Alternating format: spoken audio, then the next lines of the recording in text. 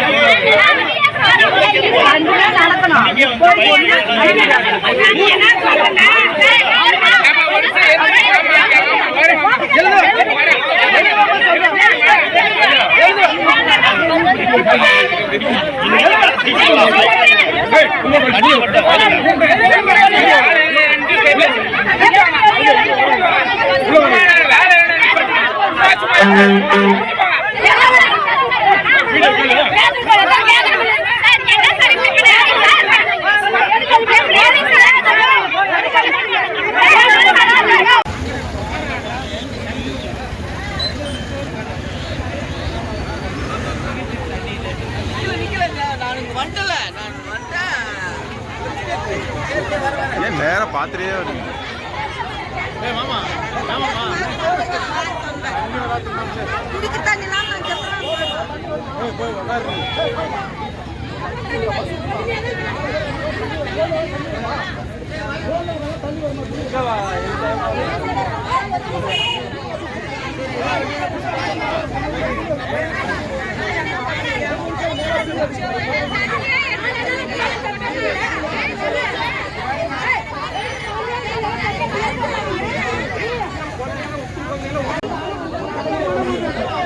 அவங்க வர மாட்டேங்கிறாங்களா?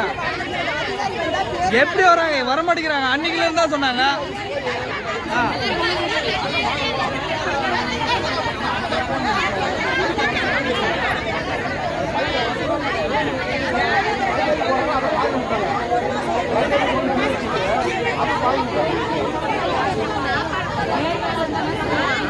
போட்டுமா